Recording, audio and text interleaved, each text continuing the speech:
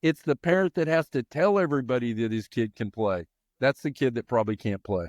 My advice to parents is sit still, be supportive. Don't leave your lane. Know what level your kid is and stay in your lane. You're the parent, let the coach coach. It's a tired cliche, but it's one that has to be said over and over. Welcome to the Parenting Athletic Kids podcast. My name is Travis Rogers. I'm a mental performance coach and the father of 2 athletic boys. Through this podcast, I hope to deliver actionable strategies that you can implement to help your son or daughter optimize their personal and athletic growth. I also hope these conversations help you enjoy the ride. Today's guest is Butch Chaffin. Butch has been a coach for 30 plus years, a teacher for 30 plus years, and has raised 3 athletic kids. Butch brings experience, passion, and honesty to this podcast. Here we go. Welcome, Coach Chaffin, to the podcast. It's great to have you. I told Coach before this that I've been stalking him for a while on social media. I know he's been a baseball coach for a really long time and coached at some pretty cool stops along the way. So, Coach, welcome to the podcast. It's great to have you. I appreciate it so much, Travis, for allowing me to come on. Well, again, it's going to be a lot of fun. Let's jump right into this. Tell everybody out there, I know because I've been stalking you, but tell the folks tuning in about your coaching resume a little bit. Walk us through that if you would. Well, early on, I was going to be a male model, but I have a face built for radio, I guess you could say. Seriously, my father, he fought in 3 wars. He was on the beach at Normandy the night before the invasion. 83 guys, 80 of them got killed. My dad and his 2 best buddies made it out alive off the beach. He was a country boy that ran away from home when he was 16 and joined the Navy. My mother was a nurse. She was an emergency room nurse for 40 years. So there you see the family dynamic about how I grew up. All my cousins are female, and I have 2 older sisters. My dad was, when he wasn't in the military, I never graduated from high school, and he got a college degree in petroleum engineering, and he was always overseas doing something. And my mother signed me up for Little League, and she said, "Do you have any coaches that like smoke or cuss or anything like that?" And the people had to look at her like, "You've lost your mind." But she was trying to put me in front of like a strong male presence. She didn't want somebody who was going to coddle me. She wanted somebody, that was going to coach me in baseball. They weren't looking for a relationship. And as you know, back then, Little League coaches could care less about a relationship. They were just trying to win the league. And I got that coach, and the guy was awesome. I had never played before. I had played catch in the backyard and stuff like that and loved baseball. I was born in Long Beach, California. Early on, we were Dodger fans and would go to Dodger games, and I was a little kid. So he had been a Vietnam vet, and you know how they had those green duffel bags. He carried all the equipment in this green duffel bag, the balls, everything. And when he dumped it out, the last thing to come out was a chest protector and a catcher's mitt. And I jumped on it like, I had just won a prize. And I put the shin guards on. They'd never done it before. Got back there, caught. And I remember him saying, "You're a natural back there." And I have no idea what that means. But I just kept progressing and progressing. And when your dad's a soldier with a college degree with no high school diploma, and your mother's an emergency room nurse, there was a lot of times when I would fall down, and my mother would go, "Get up! Don't even think about crying. Get up." So there was this natural toughness. And at the same time, my mother she was one of the toughest people ever, but she was also, she cared. And, she wanted us to excel at school, but she wanted us to be good citizens. And I'm a type 1 diabetic, and I always wanted to be, in the military. And they're not going to take a type 1 diabetic. And so natural progression, I wanted to be an engineer. I looked around engineering classes my freshman year and was like, I'm not like these people. They don't have a sense of humor. Nothing against engineers, but they didn't have the same sense of humor I did. So I was walking across campus. There was a line of very attractive young ladies coming out of a building. I went and stood in the line. It was the education building. So I got into education just because of that line. I don't, Travis, if those would have been ugly girls, I'd probably be a banker or something right now, but I don't know. So I get into education. It's a natural fit. I love the game my whole life. There was a big hunk of my brain that wanted to coach. And when I got into coaching, it wasn't anything like I thought it was going to be.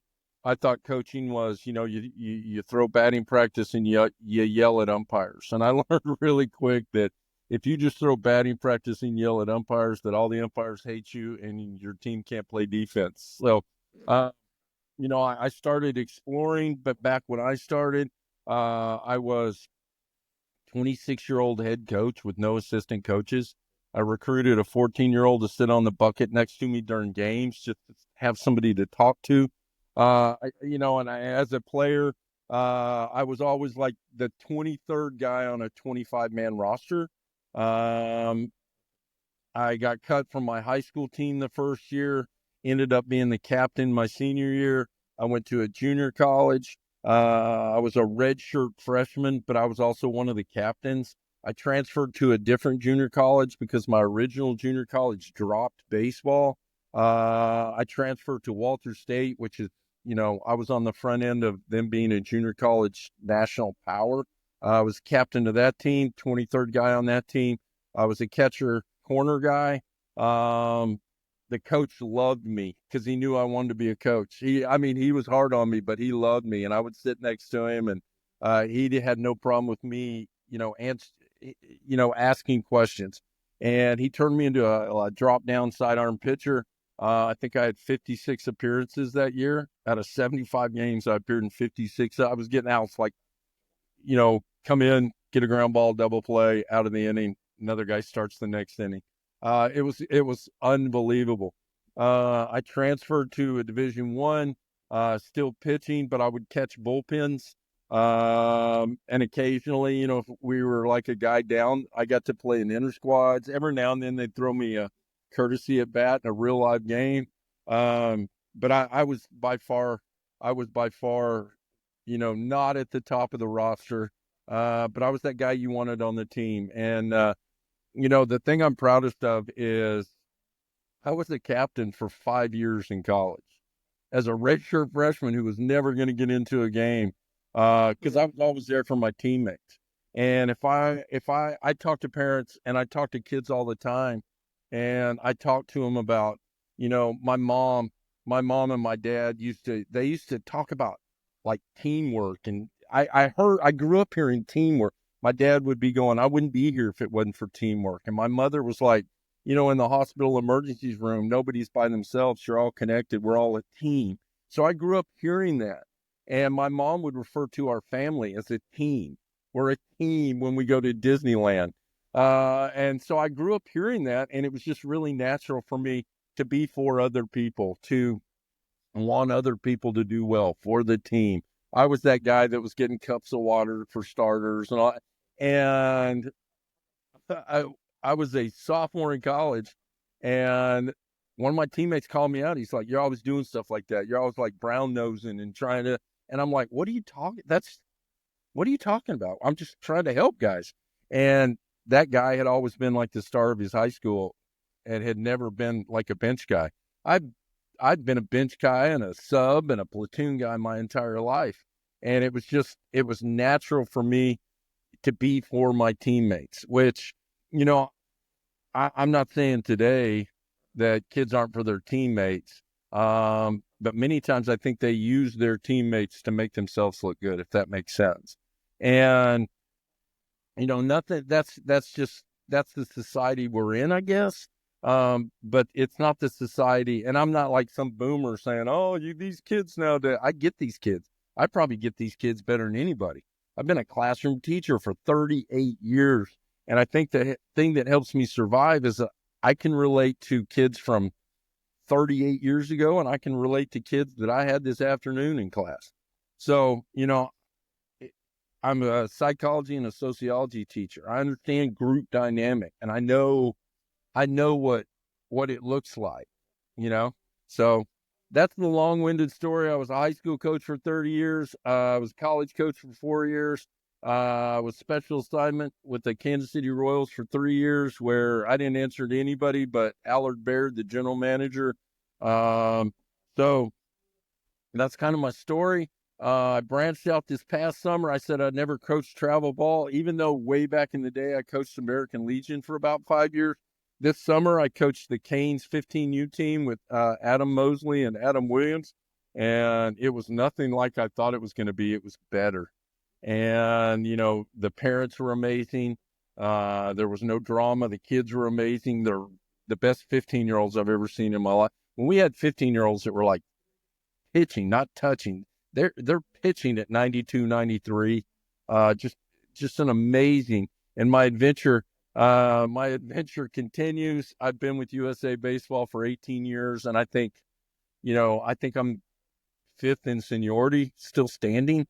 So of all the things, I've done, USA, my wife knows that when I pass away, they're going to bury me in one of those USA jerseys I have in my closet.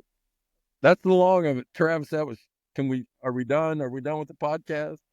Almost, not quite, but you set me up for a lot of things. I can go in a lot of different directions. So thank you for that. That was really cool. I didn't know 98% of that. So I think that was cool, and lets the people listening get to know you a little bit, and kind of I think it's really cool how you talked about your parents, and I'm sure how that structured your development and things that you lean into and things that you value and find important. So no doubt. I thought that was awesome. No doubt. And I also have 3 grown daughters.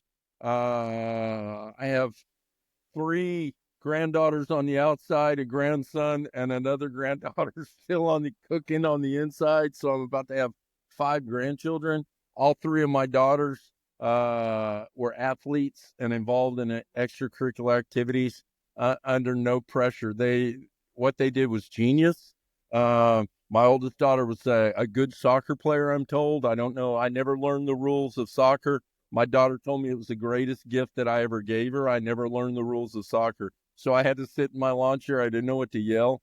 My middle daughter, she ran cross country and was a cheerleader. I know nothing about either one of those. Her sport in high school was my sport's punishment, so I have no idea. My youngest daughter, she was a volleyball player, and she did drama. She was in school plays, which is the coolest indoor sport of all time, drama. And you don't want to, in the middle of a play, you can't boo or, try harder. You can't do stuff like that. So, yeah, I've been very lucky, blessed. That's really awesome. So you throw in these things that that kind of I want to get to, and helping parents to help their sons or daughters, excuse me, in kind of a roundabout way as you're telling stories. Tell us about that teamwork. You said that. Why is that so valuable? Obviously, it's something you valued, and I'm guessing you still value today as a coach and with USA Baseball and with this club team. Why do you think that that's so important? I mean, I just think the bottom line is winning. If we play and I train and we play ping pong, I want to win the game. And if I win, it's just a game. I think forgotten in the whole scheme of athletics is it's just a game.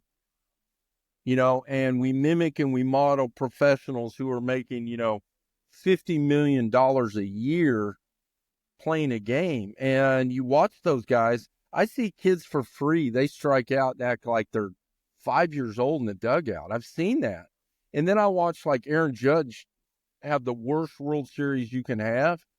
He's striking out like 9 out of 10 at bats, and he'll strike out, swing, and miss the slider. And everybody knows the slider's coming, and he knows the slider's coming. And he's one of the best baseball players on the planet, and he swings and misses it by 18 inches. and casually walks back to that guy's on fire on the inside, but he's a professional. And I think a lot of times youth players should take a professional approach. I think we teach them how to throw and hit and field, but I know, with the Canes 15-year-olds this summer, they're really good players. And I think one of the things, and we had a really good year, and we got everybody in. There was no parent drama. And one of the things we were trying to teach them is, listen, the worst guy on this team is going to play for a really good college. But a lot of you, and I've been around it, Travis, I'm not saying I'm Nostradamus or anything like that, but I've been around really good players for the last 18 years. And I know what a pro player looks like when they're 15 years old. And a lot of these kids we coach, they're going to be professional players. So why not start teaching them how to act like professionals at an early age? And I think the forgotten piece is, people will yell, hey, have fun. Well, you know what's really fun? Travis, you know what's fun? Freaking throttling somebody in 5, and then we all go to Dairy Queen. That's fun to me. But to a mom, when she says have fun, she wants her kid to go 4 for 4, and she could care less about what the team does. How'd you do today? We lost. Well, how'd you do today? I was 4 for 4. Well, you're carrying that team. Great job. That's the mindset, get yours. When I was brought up to get ours, it means nothing. It means nothing if you didn't win. And if you helped get a win, man, that's the best feeling in the world. I can remember, like I said, in junior college, my sophomore year was the first time my father saw me actually playing a baseball game. And I watch parents, they pack up wagons and giant SUVs, and they're at pregame, they're at postgame, they're almost on the field listening to what the coach says. They don't miss an at bat. They film it. They put it on X. They put it on social media. My father didn't see me playing a game until I was a sophomore in college. And I was at Spartanburg Methodist pitching for Walter State. We were playing Spartanburg Methodist in a regional, not a regular season game. They bring me in to pitch. Right-hander gets in the box, and I throw my warm-up pitches. When it was done, I call my catcher, Alan Wilson. He comes out to the mound because he's going to tell me the sign. So I'm like, yeah, whatever. One's a fastball. Got it. Al, I think that's my dad behind home plate. And he goes, what? And I went, my dad's never seen me play before. And he goes, oh, don't get nervous on me now. And I went, go back there and ask if that's my dad. So he gets to home plate, and he's facing the backstop, and he goes, Mr. Chaffin? And my dad goes, that's me. And I'm like, oh, my gosh. And I'm like, doing my glove. I'm like, wait a minute, my dad. And my coach is in the dugout just shaking his head. And I throw sinker, and I get a ground ball to our shortstop, David Miller, and he throws it to Reggie Ballinger, who throws it to Terry Scott, and I get a double play, and I'm out of the inning. I threw one pitch. My dad saw me throw one pitch and get a double play, and it was so cool. My dad took the whole team to a steakhouse after that game, and my dad could care less. If I'd have given up a grand slam, he didn't care. He didn't care. My parents had done things with their lives. They weren't living through me. My dad was on the beach at Normandy the night before. Do you think he cares about my success on the baseball field? He didn't care. My mom had seen severed limbs laying around trying to figure out how many bodies were in the car. She could care less if I was happy. That was the last thing. Did you win? Well, how'd you do? It was always in that order. Did you win? How'd you do? I get fired up. Yeah, no, that's awesome. I love it. I'm getting fired up too. But just so many questions. So that winning, if you're talking about winning, let me see if I've got this straight. If you're talking about winning with the Canes or USA Baseball or whatever, then you feel like the players do whatever is necessary to win the game. Team first, right? team first, team last. I love that. I think that's changed a lot, right? So that was probably the thing when you went to club baseball or why you stayed away from it until this past year, because you were probably concerned about these kids are all in it for themselves. And so is that right? Like that was your fear going into it? Yes. My fear was I'm going to coach all spring, and then I'm going to coach in the summer, and the drama is going to be magnified. And I got into it. And Travis, if you knew me, I've never met anybody that didn't want to coach with me, because I'm Mr. Positive. I'm Mr. High Five. I'm constantly having a conversation with the kid. We're going to press the envelope this summer. Adam Mosley, he was the head coach, and he did all the pitching. Like, I could care less what he was doing on the mound. And he'd say, I'd go, how many runs do you need? And he'd say, we're playing so-and-so. They're pretty good. I'm going to need 8 runs. And I'd go, okay, I'll get you 8 runs. And everybody was running and everybody was moving the ball around, and we got big hits, and our pitching held off the other team and gave us a chance to get to 8 runs. And sometimes we'd score 14 and sometimes we'd score 7. But we scored a lot of runs, and because that's fun. And you can have fun, but again, Travis, you and I, any coach that's listening to this, fun to us and fun to a parent is 2 different things, because we have to worry about all the players. They just have to worry about one player. And, if you want to hear funny stuff, go to a high level travel tournament, and you're going to hear like the 5 same cliche things yelled from the stands. 3 by the mom, and 2 by the dad. And it's just echoing all over. The people say the same thing. They don't know. And you've heard coaches say this before. If you're a doctor and come to a baseball game and yell dumb stuff, I've never gone to a hospital while a surgeon was doing surgery and yelled dumb, you're cutting it wrong. No, that's the gallbladder. You don't know what you're doing. I mean, that's never happened. I've always wanted to, but that's never. And I think something else that started happening is the pay for play, a while back. The pay per play brings a different dynamic. If I'm paying a whole bunch of money for my kid to be on this team, number one, I want him to play. Number two, I want him to experience success. And about number 47, oh, they won the tournament or they won the game. So I get that. When I was growing up, probably, when you were growing up, when I was growing up, every coach in the league, they all knew each other. They had all been doing it for a while. None of them had kids in the league. I can remember in my little league, there were guys that worked for the electric company, and they had like light brown tan shirts on that said electric company and had their name Billy over here on the patch. And they were in work boots, and they were just coaching little league. And their allegiance was to us and not, a parent or some other group or their own son. And I look at my whole life, my whole baseball life, and it's just been charmed. And I got to play for guys in Little League and, in the youth level when I turned 13 in Pony League and things like that. And they didn't have any kids on the team. And so they didn't have any kind of ulterior motive. They just wanted to win the game.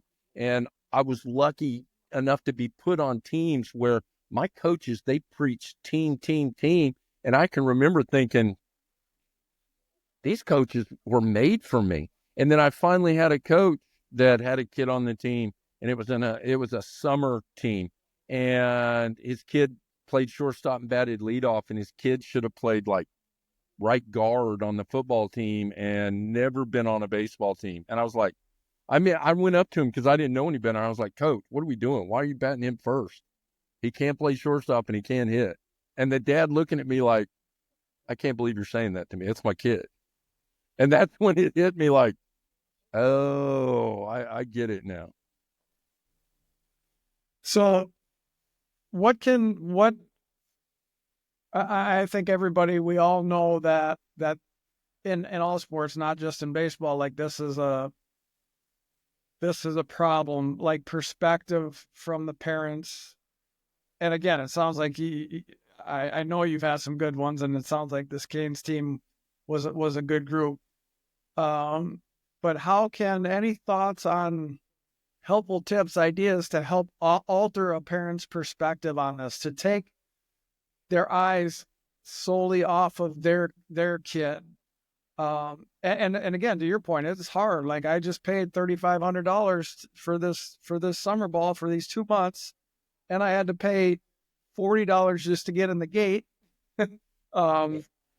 I want to see my son out there on the field. I want them batting in the top 5 in the order. I want them, if I'm paying this, I want the result to be that they get a scholarship.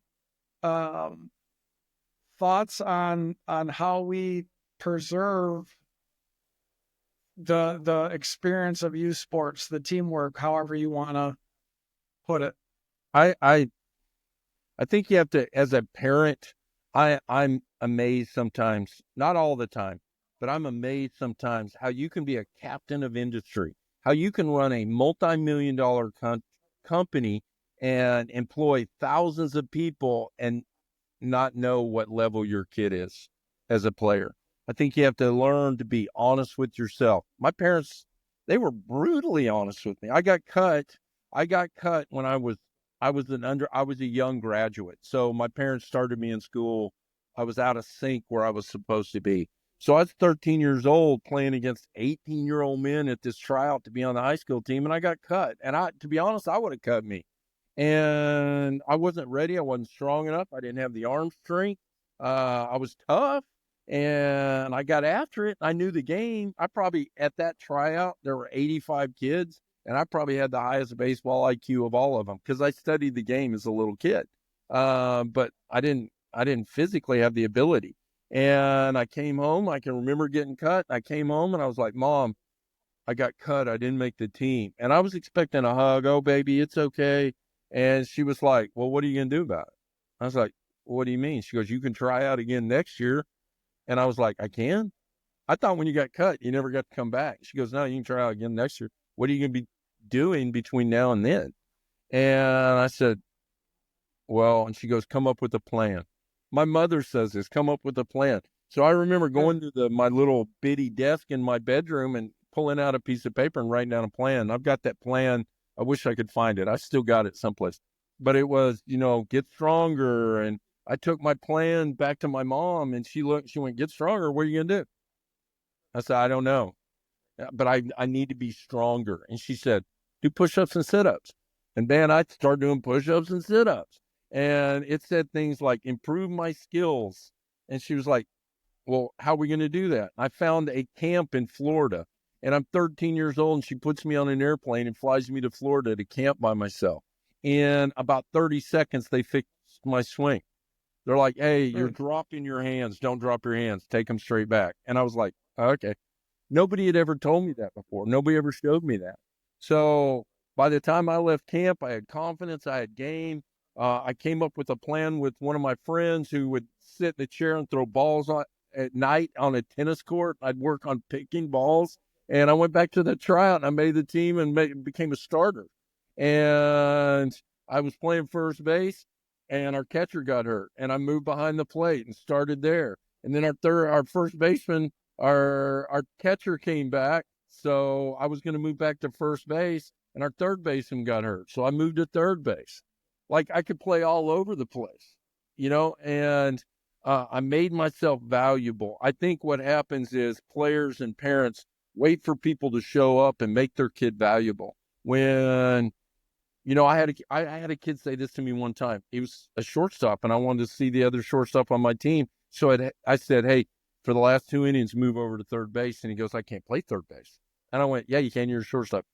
Third base is a lot like shortstop, except it gets to you. It's recovering fumbles. Just dive on it and throw them out. And he goes, I can't do that. And I've never forgotten that. And I loved this kid, but he had always only played shortstop. He brought no value other than shortstop. If he wasn't at shortstop, I couldn't put him in the game.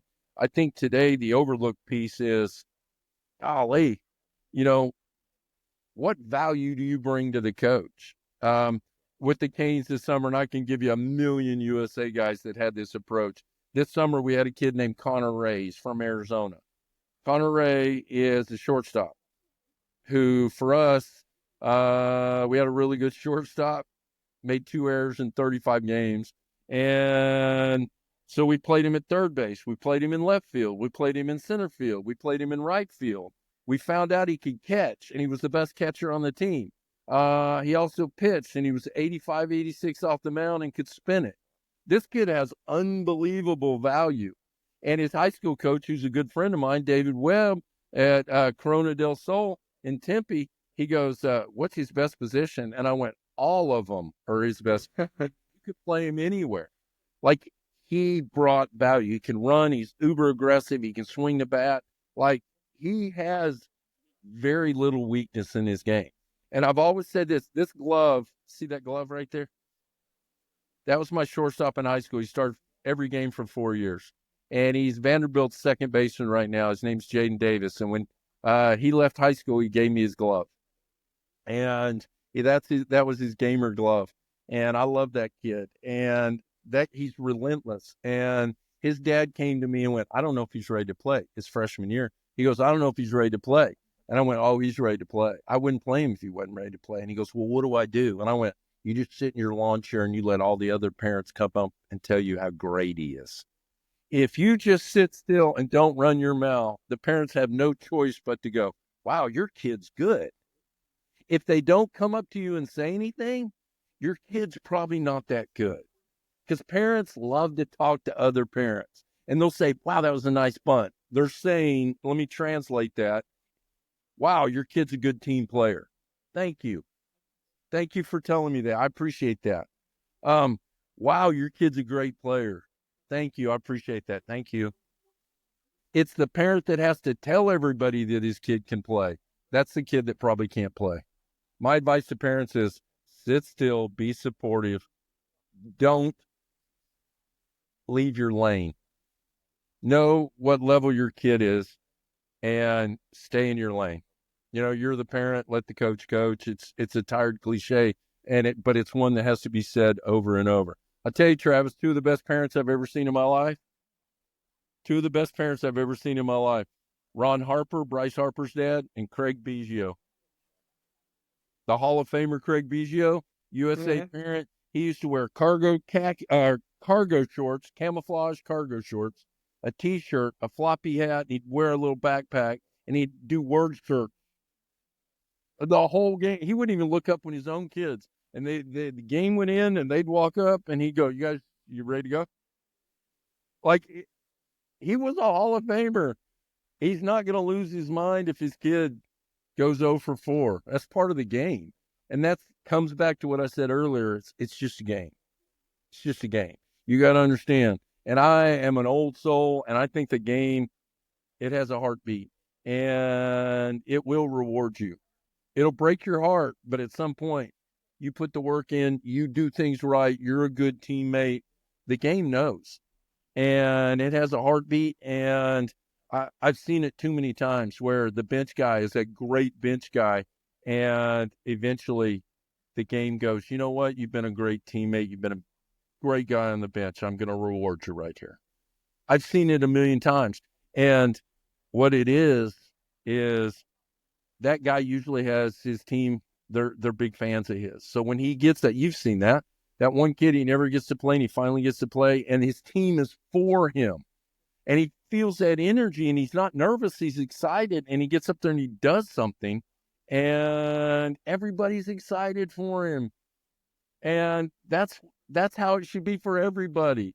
But if you bat fourth and you're a jerk to your teammates and you hit a bomb and you bat flip, nobody comes to high five you, you probably really should, evaluate the way you play. Man, I'm long-winded.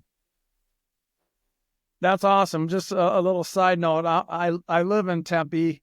We're about 7 miles from Corona, so I'll get out and watch that kid play a little bit this year. He's really good.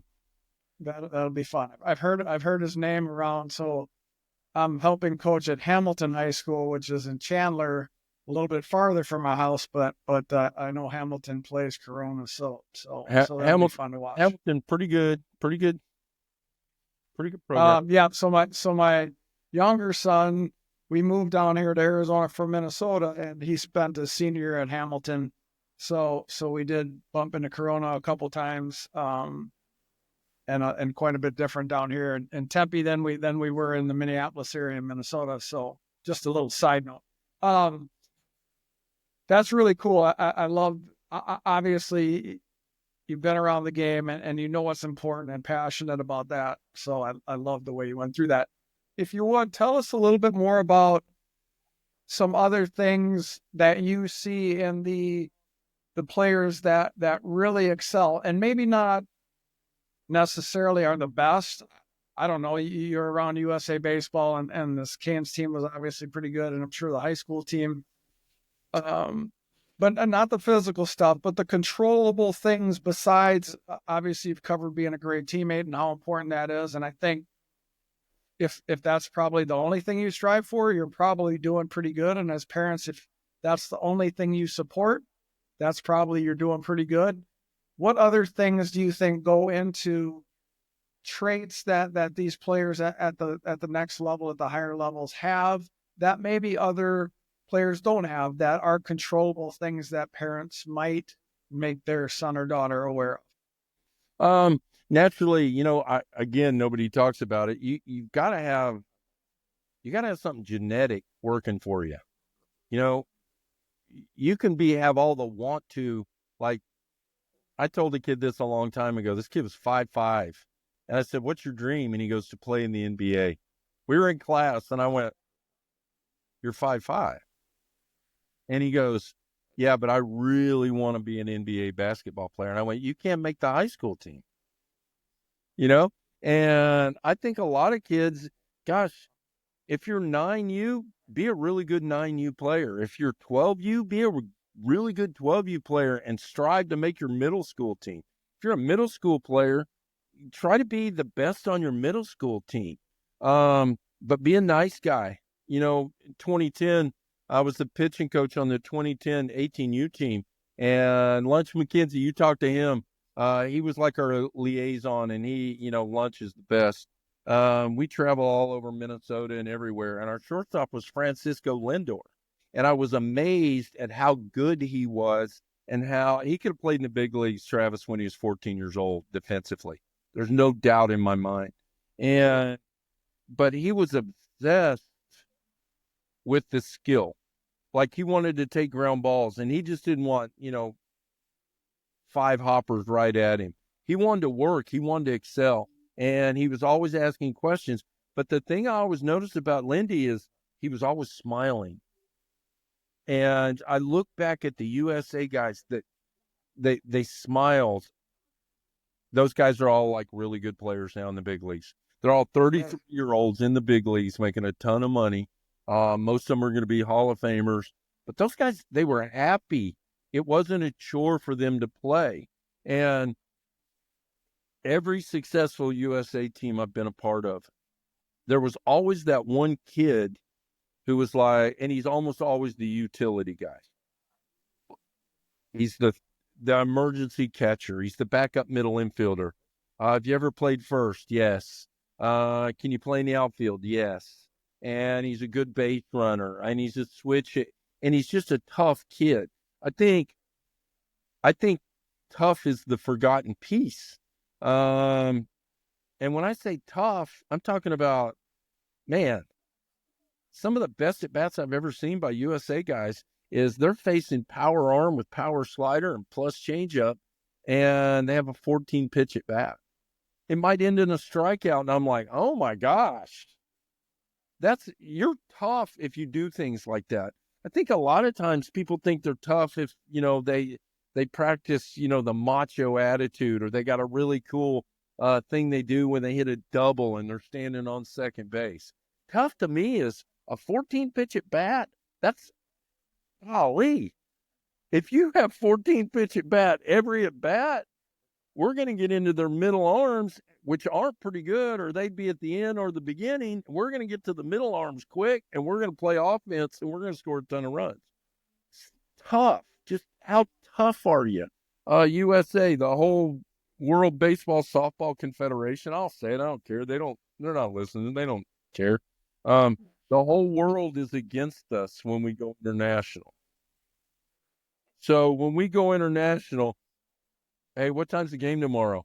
You guys are playing at 9:00 at night. Well, what time's the game the next day? 8:00 in the morning.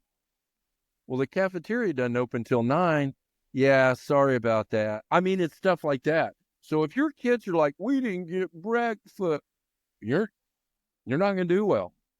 You're not going to do well. And you got to have tough kids, and you got to have a tough kid to lead kids to find their toughness sometime.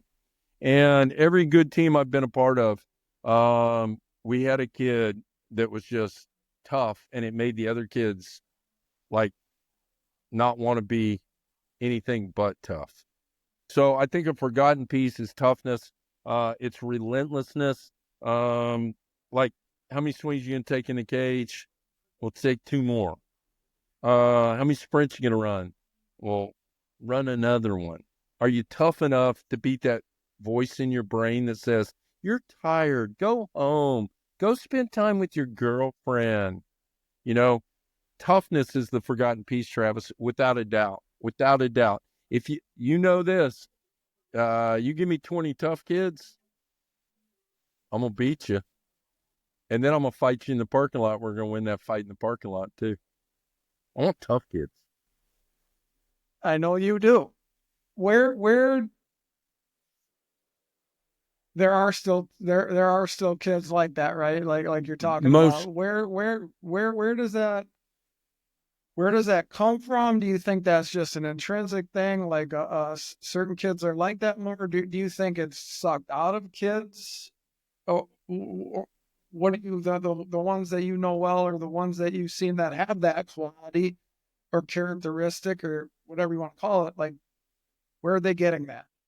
um I think there are still tough kids out there, and tough kids are confident kids. It's not like a false bravado or anything like that. My favorite are tough kids that are extremely polite, and they carry equipment at the end of the day, and they do everything you ask them to do. Those by far. And when other kids see that, I know this. If I see a kid and he's tough and he has a little bit of trust in me, I'm gonna protect that kid. I'm protecting that kid. I'm never gonna say negative stuff to that kid.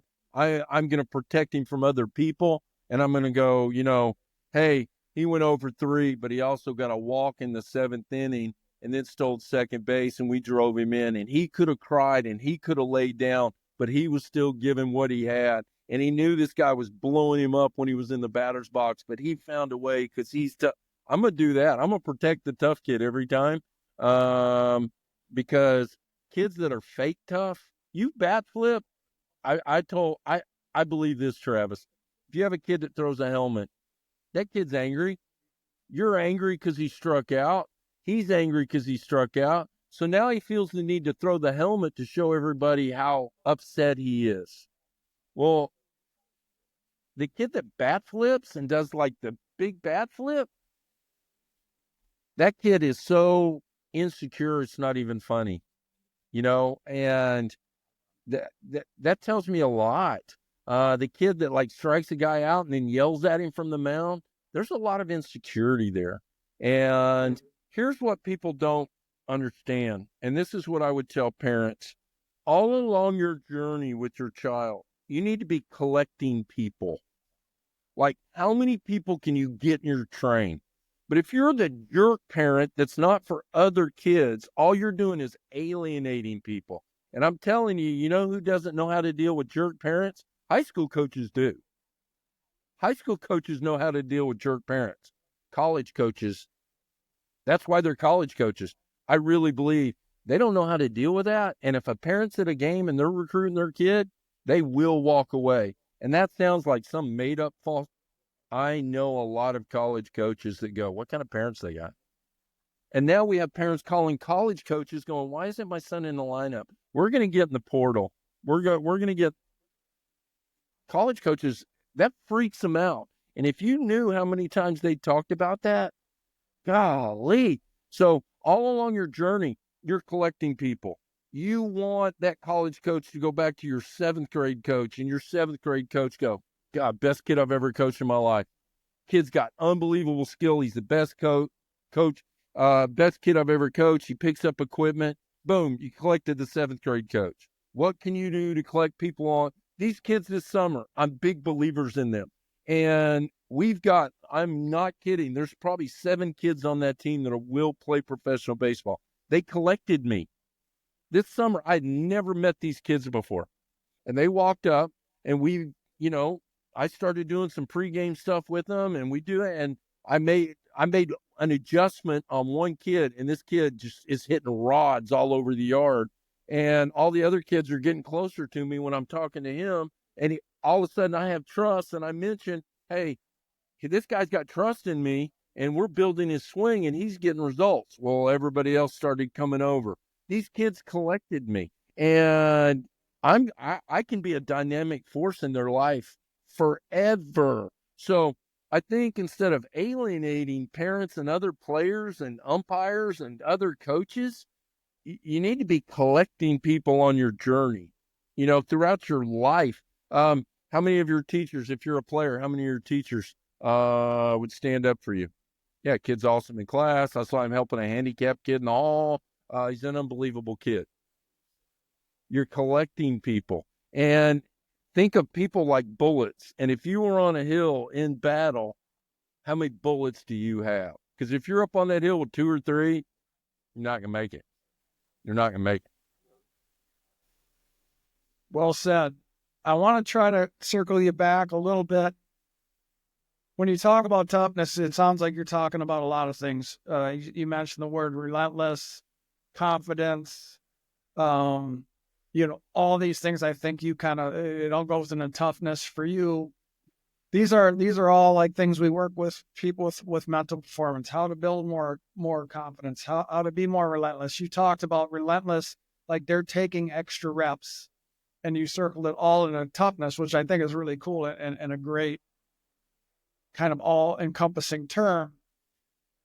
Is there ways that parents can help their kid develop toughness?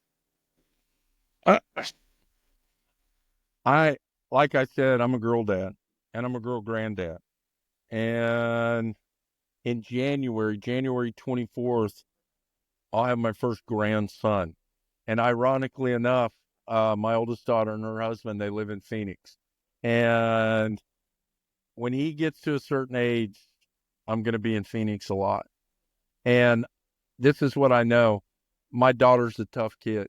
She was an average athlete who excelled at the position that she played. She was a stopper in soccer. She played in front of the goalie, and she knew angles and she knew math.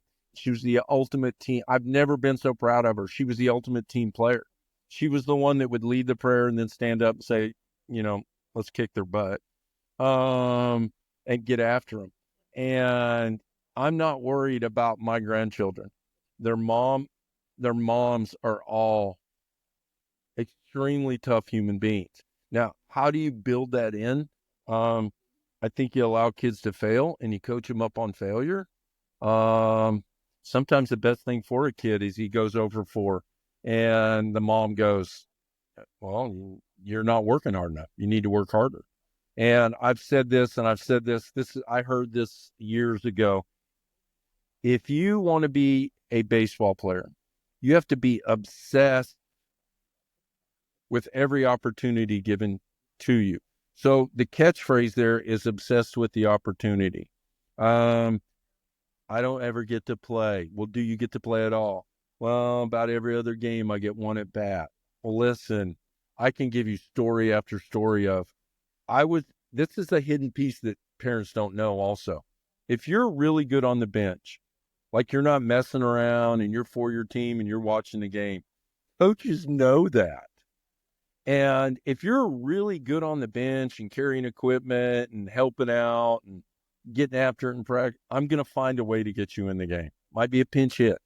And I had a kid a long time ago, and this is a true story. And he's a big, tall kid. He's like 6'4", and he thought he was a pitcher and he couldn't strikes, and he thought he was a first baseman, but he didn't like ground balls. I moved him to the outfield just so he'd have a place. And I'll be honest, the reason he was on the team is he did show a little skill, but his best friend was our best player. And I thought, if I get rid of that kid, our best player is going to be sad because his best friend's not here. So I just kept the kid around. Well, he was the ultimate team guy, and I put him up to sacrifice bunt. This is a true story, Travis. I promise. Put him in a game, sacrifice bunt. He drops a perfect bunt down, moves the runner over. He's out. Next day, same thing. Put him in the sacrifice bunt, puts the bunt down, moves the guy over. He's out, back to the bench. Third day in a row, he comes up second and third. I don't give him the bunt sign. He calls time and walks. He goes, "You want me to bunt?" And I went, "No, hit it. Swing away." His 2 sack bunts got him the opportunity to swing. Well, you know what's going to happen. He gets beat by a fastball, and he hits it down the right field line for a double and drives in 2. He started every game from that point on. For 2 years, he started every game. He got confidence. He was a tough kid. He was a good kid. He did everything in practice. He tried to keep up with his best friend who challenged him to be better.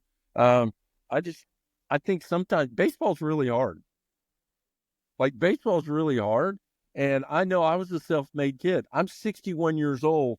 And in my lifetime, I've picked so many balls at first base that I can go out right now in my front yard or driveway and you can shoot me balls out of a machine. I can pick them because I've done it so much. My hands, they can still do it. Now I can't hit a fastball, but I can pick something in the dirt because I did it so much.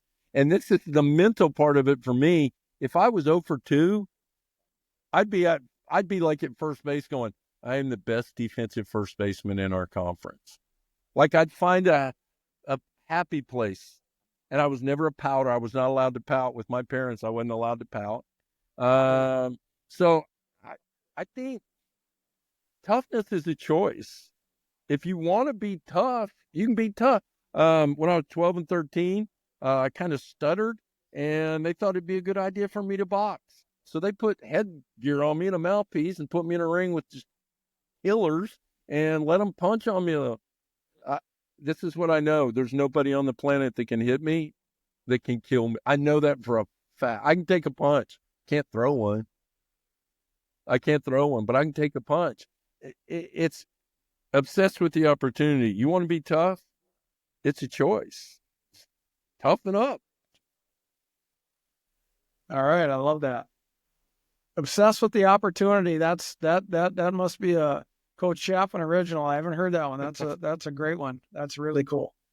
We'll start wrapping it up here, and thank you. Is there anything else coming into this, or any other tidbits? No, I would just say this.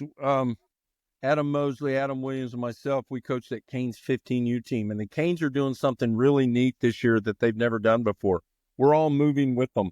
The plan is for us to move to 16U because now they can be recruited players. And I think that the Canes know that the Adams and I, we know a lot of college coaches, and we can kind of help make that transition smoother for them, to help them, the players make choices. And I know when I gave all my players every year, I'd give them, if they were going on a visit, I'd give them a list and, the list of questions. And I was a college coach who recruited, and you got to look, back in the day, we had to look how we really want to invest our money, and we couldn't miss. And we used to say that all the time because our head coach goes, I'm not pulling scholarship. He was that guy. If he gave you a scholarship, he wasn't going to pull it. So he was like, boys, don't miss, because if you do, we lose that money forever. And so we were not allowed to miss. And, I think with the rules are constantly changing. And like the rule this year, a college roster can have 40 guys on it. Starting next year, 2025, 2026, it drops down to 34. And scholarships are allowed to go from 11.7 to 34 scholarships. But about 90% of schools, they're not going to give 34 scholarships. They may cut scholarships and give a couple dollars NIL. And it's amazing how you don't hear the scholarship talk anymore with NIL money, which they're going to reel that in. They're going to have to reel that in. And I've got like a little birdie that's got good info that told me this NIL thing, they're not going to be able to give a kid $1 million to play college sports anymore. They're going to cap it, and it's going to be super low the way it's supposed to be. They're going to cap it super low. And so, I mean, if you're a parent and you think your kid can go to college, you need to know the rules because they change constantly. You need to know the D1 rules, the D2 rules, and the D3 rules. You need to know junior college rules and NAI rules. NAI really doesn't have rules. They honest to goodness, they don't. D1, they're the strictest of all the, college situation. And you're like, D3 really doesn't have rules. But D3, you're only allowed like 10 days in the fall. And you have a limited number of games, like 35, 40 games. So you need to know what you're getting into. And you need to be really realistic with your child's ability. And you can go on the internet and go to ncaa.com and you can read all the rules, know the calendar. Like we're taping this on 11/25 at midnight tonight. There's a dead period until December 1st. No contact of any kind. Kid can't contact, kid can't email, coach can't call. They have Thanksgiving break, no contact whatsoever. It's just dead period. And, I don't think parents, they're well versed enough on the rules, because I talked to a D1 coach today that's a recruiting coordinator. And I said, hey, I'm going on this podcast. You got anything I should say about the rules? And he goes, I'd love to tell you something, but I don't know the rules. If I have a question, I'd look it up, but I don't know the rules. And so know the rules. Know when you can get contact. I heard a parent, it wasn't one of our Canes parents, it was another parent, and they were like losing their mind because there were no college coaches at our game. And I was like, and he goes, Coach, you see any college coaches? And I'm like, they're not allowed to be here. These kids are only 15. Like the parent didn't know that college coaches couldn't be at the game. And so know the rules, just know the rules. Know the rules. Really good little tidbit there to wrap things up. Coach, thank you so much. It's awesome to feel your energy and the passion that you have, that obviously you can transfer to the athletes that you work with. I'm sure that's just a joy for them. So keep doing that. I'm sure you will. And thanks for bringing that same passion and energy to this podcast. Really appreciate it. It's been really good to get to know you. And I'm sure we'll cross paths down the road at some point. Yeah. Thank you very much. Thanks. Appreciate you. Thank you for having me, Travis. I really appreciate this. And I hope people got something out of that. The biggest thing I can leave them with is just be uber realistic. You don't have to aim super low, but know your child's ability and let them have fun. And if you want to pay $3,000 and just, let them have fun. Love it. Thanks for that. A couple of great reminders there. Thanks again. If you'll hold on for just 2 seconds while this thing uploads, we'll cut you loose. Thanks so much, Coach. Thank you, Travis. Thanks for tuning into the podcast. Please be sure to like, follow, and especially share the podcast. We're trying to spread the word. If you want more information on techniques, tools, strategies that you can use to help your son or daughter, please check out my book, Parenting Athletic Kids. It's available on Amazon. Thanks again, and we'll be back with another podcast really soon.